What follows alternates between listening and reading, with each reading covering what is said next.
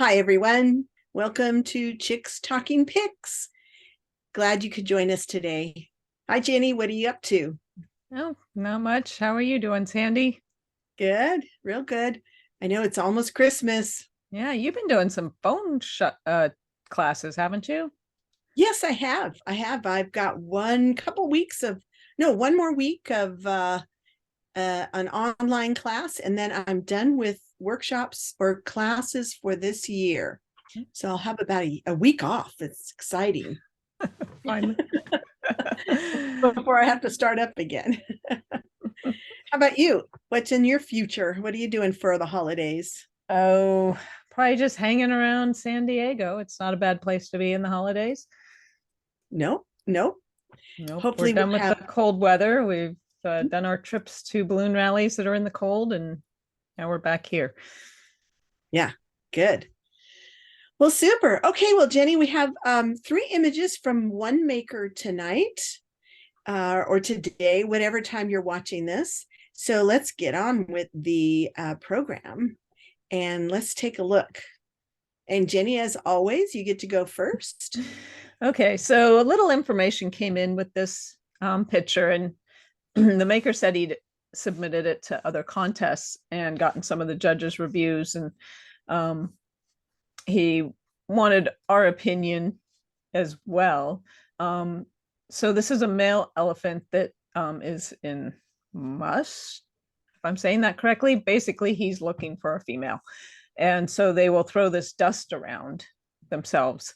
Um, and well, all of that, I mean, it's a photo that's really good at explaining or showing that behavior. Unless you know that behavior, you're not going to get it from the photo necessarily. And I guess some of the complaints judges had was, where did the dust come from? Which, given how green the grass on the ground looks, it kind of is deceptive. I mean, he could have picked it up earlier and just tossed it over on himself. And there's a lot of things that could help. Maybe we don't, unless you know all that backstory, it's hard to pick it up without with just the information provided by the photo. And one of the complaints was not being able to see the eye of the elephant, which, yeah, that would give you a little better connection if you could see the face a little better. um so it's a good photo for just like scientifically showing this behavior, but I think there's a lot of things that could have helped demonstrate that behavior, a little more motion or something like that. And I'll let you talk about those, Sandy. We were talking earlier about it. Yeah, yeah, I think it's a great documentary image for that purpose. But I'm not sure. And we started this Chicks Talking Pics, um, uh, the YouTube channel because people were asking why their images didn't do well in the San Diego County Fair, and so we're here, kind of try to explain what we feel as judges in past categories where have been mammals, birds, and some other oddball categories, but mostly mammals. Jenny and I have judged in before. So we see a lot of elephant pictures. We see quite a few anyway. And this one is, I mean, I like it for what it is. It does tell somewhat of a story, but again, the connection to the animal, and the missing eye, and the questions like Jenny mentioned, where did the dust come from? Uh, we're wondering. The elephant appears to be walking, but there's no other emotional attachment to the elephant. Is that, Jenny? What is that? What you're expecting me to say there? Yeah, I well, mean, I mean, I think like we were mentioning, if there was some movement with the trunk up in the air actually throwing right. the dust, that would be a Yeah, little bit more telling to what's going on, rather than just having a dust cloud that the elephant's in. um, right. if there was like a different part of the story that was a little more explanatory. Yeah, I Megan? just don't think the story is there. I don't No. think the full story's there. I think part of the story is there. I even talked to Jenny about cropping or doing a crop on this one and not showing some of, maybe cropping into the head. But then again, the eye again is still missing. We kind of wish we could see that eye. And so I'd have to agree with some of the other judge's comments on this one. I think that would have been helpful.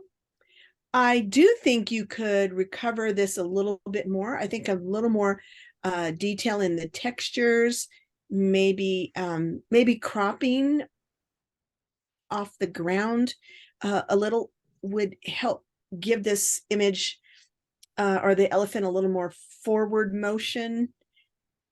I don't know. It would be a tough one for me. I'm just, and knowing the behavior, I'm not sure I'm connected to what this elephant is doing. The elephant doesn't look very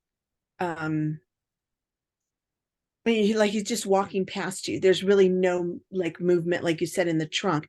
If that trunk had been up in the air, I think you might have had a winner there, or something that would have worked a little bit better. Even the tail seems a little dejected, sort of. I guess that's the word for it. But yeah, I kind of have to say this is a great documentary image, but I'm not sure that it would move on in the fair very far. No, I'd have Jenny? to agree. It wouldn't, with the quality and variety of what we get at the San Diego Fair, I don't believe this would stand up with the quality of the images that we get in, just because there would be things that just have everything that you want to see, the whole story, and nothing missing that you Mm, would be standing up against, and it would be tough. yeah. Yeah, I think the competition would be really tough for this one. So sorry, we didn't mean to bring you down on that, but that's kind of our opinion on this image. But let's go on to the next image. Let's see here. I think I'm going to go first on that one. And Yep. I like the image. I like the a lot of things about the image. I like the separation. Nobody's merging per se. I wish the guy in the end would have been also walking in the same direction instead of kind of looking off to the right. But that's not just. I'm not going to count it down for that. Um, but his feet are cut off at the bottom, and I kind of have to wonder if the second guy is feet are cut off too, which kind of makes me sad on that respect. I think the idea was really great. I don't think it was executed as well as it could have been, but I think you might be able to fix that by maybe cropping more off the bottom. But I don't know. It's kind of what story do you want to tell? If I were the maker, I would have been down lower, maybe on my knees to kind of get more, have these people appear taller in the scene, which would make them more prominent. Plus, you'd get a little more silhouette of their bodies instead of that merge behind them with the ground. So, Mhm. Jenny, what are your thoughts? Yeah, I mean, going on to your topic of changing your point of view by getting lower, we have a tendency as photographers to take pictures at our standing height, and just because it's natural, but you really can change the dynamics of an image if you just get low or get high or do something that's slightly out of the ordinary. I think that would have given the people here a lot more presence, made their existence there a lot more impactful in the image just by making them larger and more prominent, and would have brought the background down, so you would have had more of them, like you said, more of their body. um, I mean, the detail in the feathers is really nice. The silhouette, I mean, silhouettes can be tough to get, and I think he did a nice job on that.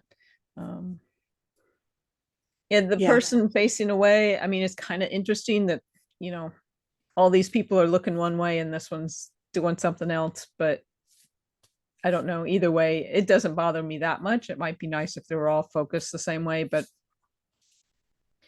it kind of gives you a little mystery as to why is this guy looking the other way.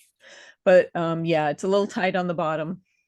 Um, Yeah, I love the background. I love that uh sun in the background. You know there's a sun there, but for whatever reason, that whole background is nice and buttery and yeah. Yeah, and it's not overwhelming. I mean, it's obviously right.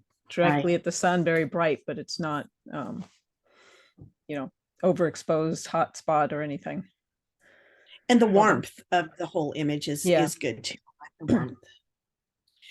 Yeah, I wish maybe that fourth person you had their feet in there. That would be the only thing that I would we be mainly worried about. Mhm. So good. All Yeah, right, let's yeah. go on to the third image. And Jenny, go ahead. Okay, this one definitely has a lot more story and action to it. It's very clear what they're doing and the environment. Um, the light seems a little harsh to me, which seems strange because the shadows are very long. So we know it was taken either early morning or late afternoon. Um, there's a lot of detail. I I don't know how many shots the maker took of this. One thing that I just noticed that bothers me a little bit is the hand, the person that's all the Yeah, way over on my left, that's got the teal top, that their hand is blocking the person right behind them, the face there. Um, yeah, you know, it'd be nice if that hand had just come down, if maybe there was another fraction where their hands were closer together and you could see that person's face. Um, but then again, the dancer might have been in a different position. So, you know, you'd have to take what you can get. Otherwise, I mean, it's a nice, you know, cultural, environmental shot.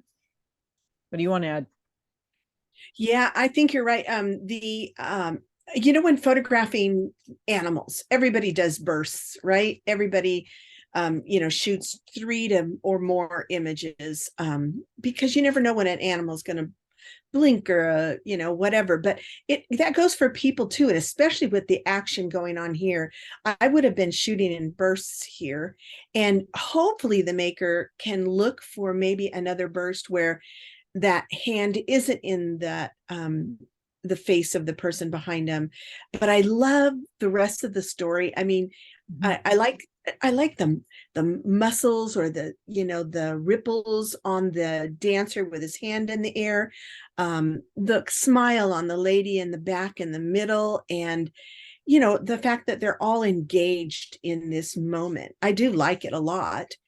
And the Mhm. harshness doesn't of the light doesn't bother me so much, but I think maybe you could soften up a little bit of those shadows and put a nice vignette around this. I don't know if Mhm. I'd crop any off the right. I've thought about it, but I don't think I would because I like the environmental shot of seeing where they're at in this scene. So I You wouldn't want to might lose any of that warm background it up a little mountains. bit, just change the color tone, the white Yeah, balance a little to maybe. warm it up, and it would make you feel a little more like it was either beginning or ending of the day. Yeah, good idea. Good idea. But I really like this one. I think this is captured really well. And I think that, and there was no information about shutter speeds or anything like that, but I think they did a really good job on stopping the action and all that, Yeah. depth of field, and yeah, looks like exposure. Everything's great on this one. So now, would this fit in what category at the fair? I'm trying to think. Would this be? Mm, Uh, I don't know. well, there's a documentary category. Let's Yeah, see if I there have the, is. I don't know if it would fit there. Thought I had one of the fair things And I here, but I don't see it. Yeah, and I don't know if the maker is intending to put this in the fair at all, but I do like the story. This one is my favorite of the three. Let me just put Mhm. it that way. So Yeah, and people shots in the fair are also a very competitive categories. So it seems like the people, the photographers that win that category are very um they're models, they're setup shots, they're not, don't you think? well, they have the formal and then they also have the informal categories Oh, okay. people. So um if this didn't go in documentary, it would probably go in informal, I would Mm-hmm. think. But yeah, I haven't judged any of those categories, so I'm not Yeah, I haven't sure. either.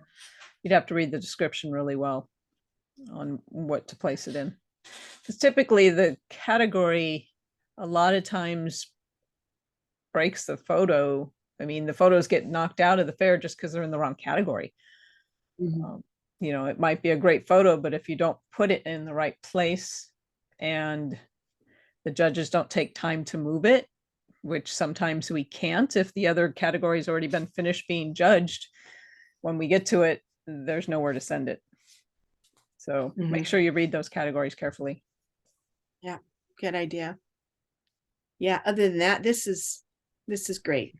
Yeah. All right. Well, we hope you enjoyed that, those three images, or learned maybe a little bit from that. I don't know. That's why we're doing this, to hopefully Hopefully. enlighten people as to how a judge looks at an image. And if you would like judges to look at your images, we welcome them at chickstalkingpics@gmail.com in the JPEG format and 1920 pixels on the longest side. And so you can always see when we get a new episode posted. When you're on YouTube, hit the subscribe and the all, and you'll get notified when we put a new episode up. We try and do it every 2 weeks, but between travel and workshops, it doesn't always happen. But yeah. I hear Martok. Sorry, Martok's adding some voices in the background. Hey everybody, have a great holiday season, and we will see you in the beginning of the year. 2023 is upon us. Wow. Yeah. So take care and enjoy everything, or enjoy the holidays, and we'll see you soon. Bye. Bye.